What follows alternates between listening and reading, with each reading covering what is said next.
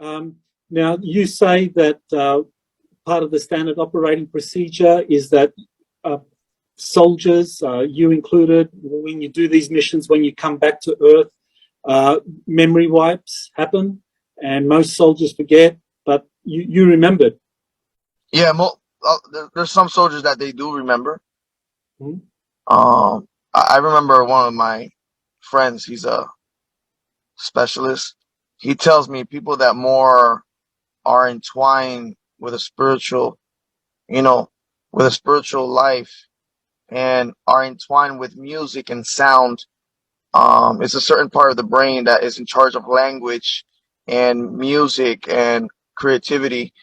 Those type of people are more prone to remember the situations that you've been through in your past life in the SSP, the program, certain kind of programs, and it's the way they take it away is basically with sound and different types of technology that they have that zooms in you and goes through your pineal gland and just wipes out everything, So people that are musically inclined and language inclined, they're more to remember the past of their missions.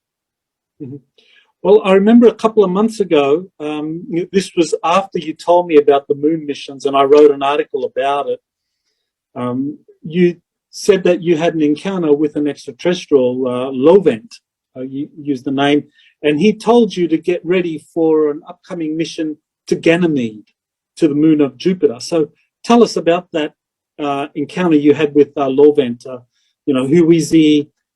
How? What happened? And can you tell us a little bit about that? Well, Lovent, he's an ET, but he's human-like. He looks Indian type of descent.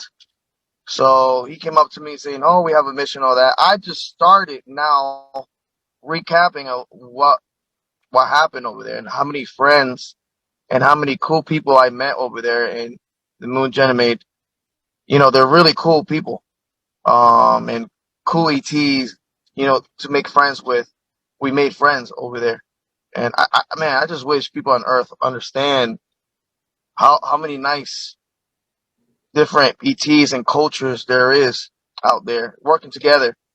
A lot of people look at Star Trek and they see it as a show, but man, that's the biggest drop in the history of humanity. If they understand what is that, when I went to the moon Ganymede and I was there, I remember full of security, but also just having fun. Not having fun, but like talking to other cultures, talking to, they may look different, they may look weird, but we're all practically the same, and we share things about our family. We share, sad stories, good stories. They're just like us. It's just they're more advanced, and that's something that they keep to themselves and they don't share about how advanced they are. It's like rude, you sharing, "Oh, I'm more advanced than you, so that you can't do this and you can't do that." They don't show that. They're your friends and they teach you, and it's really new. If somebody that's new that does this and they go over there, it's weird. It's a weird situation you're in because you don't expect to think ETs are people that are different than you. So They're let's be taller. clear here. So let's be clear here, JP. We're talking not just you, but we're talking about many soldiers, including people from the US Army and maybe other countries' militaries, Other countries. being sent to Ganymede to work with specific missions dealing with the extraterrestrial life on Ganymede. Yeah. It's not, the thing is, it's not only Ganymede. It's different facilities around Saturn, Jupiter, the asteroid belt, right by Mars. Venus. It's different parts of the galaxy and our solar system. It's really interesting when you think about it. And all this is coming out now. All this is really coming out. And people that thought that we were nuts talking about this, now they're realizing that it's the real deal. It's happening. And like I got told that 2024 is going to be a big year of disclosure, and 2023 after this administration is done. Okay, so you went to the moon of Jupiter's moon Ganymede, to perform. I'm sorry if I get carried away in different things. It's just, I guess that's how my mind is. I'm sorry. I understand, but focusing on Ganymede for the moment. So you went to Ganymede, and you told me also recently that there was a very new group of powerful extraterrestrials that had just come into our solar system, and that they had taken up residence on Ganymede, and that was part of the mission that you were sent on with all of your army and air force and other military personnel to go to Ganymede to meet with these extraterrestrials. What was the purpose of it? We were bringing material and stuff that we have here in the moon and we have here on Earth, stuff that we have built, like crafts or weapons. It's not really weapons, but you can use it as weapon. I call them weapon because if this type of technology is on a wrong hand, it could be used as a weapon. So anything I say I say weapon is a technology that it exceeds human beings. So if it's on the wrong hands, I call it a weapon because if somebody uses it the wrong way. But we were there to bring different kind of stuff that I can't really talk about, but I'm already saying a lot. But it's different kind of ships, different kind of weapons, and transporting kind of devices that we can bring to that planet to help out the people that are working in those facilities better. It's like an upgrade of different things that they need that we build, that we bring to them, and pulling security at the same time because we have to bring the armada and pull security, make sure everything is going right. But we know that there was powerful beings coming to Ganymede. They're really powerful, and they really know a lot about the universe, and they really know a lot about what's happening in the present and what's going to happen in the future. So they're really like in different timelines, working in the same time. So but our job is to do what we're told. We go to Ganymede, we drop off the equipment, even though you feel the presence, you feel peace, you feel something beautiful that you never felt before. And when you're in the presence of these beings, you just feel like your mind opens, your connects to the universe, and it's a weird experience. You feel peace, you feel like what all religions illustrate that you feel, and once you do that, you do your mission and you head out and you're passing and you get out of Ganymede where they're at. That's when you realize, wow, what an experience, how beautiful, how fragile we are, how it's it is what it is, Michael. So these beings being in their presence, it just elevates your consciousness, and it obviously has influenced you. And is it influencing other soldiers that are being part of these covert missions to Ganymede? Oh yeah, it's influencing a lot of how you come back treating everybody so beautifully and so good, and so beautiful. You treat people beautiful. You treat humanity as a delicate. You treat everything in the world as really delicate. You look at the tree and the tree talks to you. you're like, wow, like not literally talks to you, but it talks to you. It's living. You look at everything, and everything happens for a reason. Like when you come back, you know that everything is happening for a reason, to exist. It's like everything is connected. So is this part of the reason why you feel it was important for you to come forward to start revealing the truth about these classified military missions to Ganymede, to meet with extraterrestrials? It's not. I don't see it as classified because it's already out there. It's people know about this. It's just they're scared to talk about it already. It's just, oh, not yet. We shouldn't talk about this yet, but you can still talk about it because it's already out there. People are already doing it. It's just a matter of time that we're going to have the president speak and say, hey, this is happening. This has been happening, and it's time for the reveal,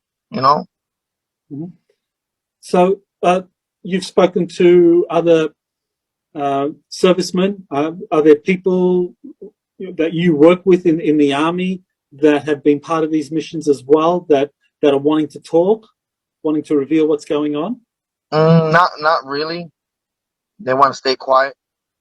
See, also there's really, it's like, let me see about how can I say this about the military? Everywhere you go, there is bad people influenced by bad things, and there is good people influenced by good things and good people and good, and that's what's happening inside the military sometimes, that there's good people and there's bad people, and good people do good things and bad people do bad things. And I don't know if you're understanding what I'm trying to tell you, but that's why part of the reason why a lot of people stay quiet. Okay. Well, you sent me this morning, a 3.5-minute video where you talk about Ganymede. So I'll play that as part of this interview at the very end. So do you want to give an introduction to that video for people that are watching this? It's a video. I was, by myself in the house, and I just decided to do a video about, how it feels to come back and leave friends behind working in different places. It doesn't matter if it's Ganymede or other places, but yeah, leaving behind people that are doing something big for a better cause, for humanity, not just for the United States, for humanity all around our system and other solar systems, and ETs. There's people working together, and it's tough when you see other people being lied to and trying to deceive others. And it's hard. It's hard when you see people that you used to look up to doing something that bad people do. What can I say? It's an introduction of how coming home from Ganymede, passing Jupiter, and going back home. It's a small video, but later on we're going to do bigger videos and longer videos. Well, it's an incredible development. I'm so thankful, JP, that you've got the courage to come forward and tell people about these missions that are happening right now to Earth's moon and to Jupiter's moon Ganymede, as well as other locations in our solar system, and that this is happening, and that there is a space alliance. We didn't talk about Space Command, but I assume that US Space Command is the one kind of like running this from the Earth military side of things. Yeah, no problem. Be blessed. Thank you for this opportunity. And I just hope everybody lives happy and be willing to share. I'm talking to everybody that's in the military. Don't be scared to share this information. It doesn't matter how old you are. You could be from the 1960s or, this has been going on for a long time. Don't be scared to come out now to share this information. It's right now that we need this information out to share and to make humanity a better place, the world a better place. Well, thank you, JP. Wonderful that you've come forward. So thank you everyone for watching this. This is Michael Sala with Exopolitics Today. And don't forget to like, share and subscribe to this channel.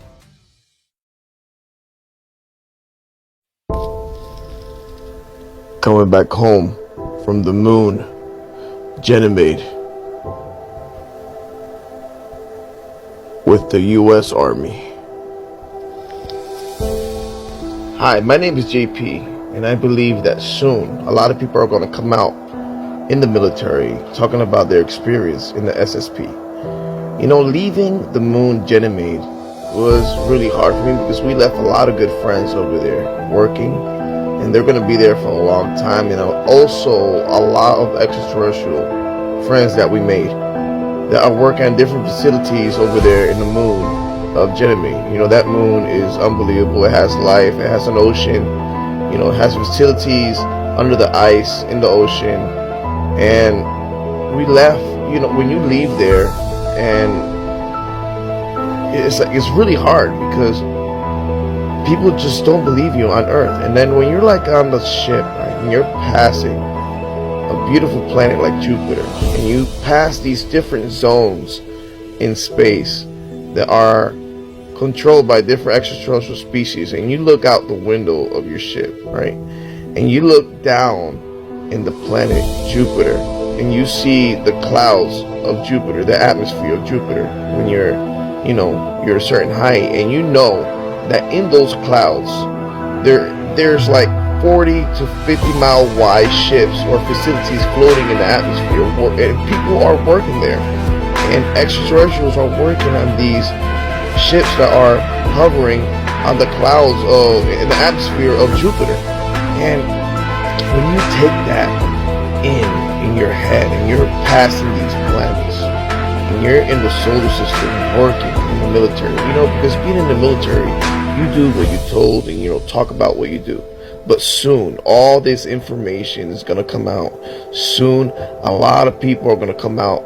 Look what's happening in the Pentagon. Look what's happening around the world with all these contacts that we're having. And soon, there's going to be a lot of drip drops. There's going to be a lot of things happening around the world that people don't understand why they're happening. But when you're in my situation, you see this out the window of your ship, right? And you're like, wow, I can't believe people on Earth don't know about this. I can't believe that people don't know about our ship that are as fast as the speed of light. When you have the ship, facing the sun and going almost the speed of light, heading towards Earth, and you're like, man, I just wish people on Earth knew about this, and we have to stay quiet. But soon, a lot of people are going to come out and talk about this because we need to. It's hurting a lot of soldiers out there. We're not allowed to talk about it, but hey, some people have to talk about this. When you have the ship passing the moons and passing the planets and getting close to the Earth, and you see the Earth, how beautiful it is, and how fragile, and then you enter the atmosphere and you're in Earth, and nobody believes you, nobody talks to you, you can't talk to nobody. It's kind of tough, but it is what it is. Hooah.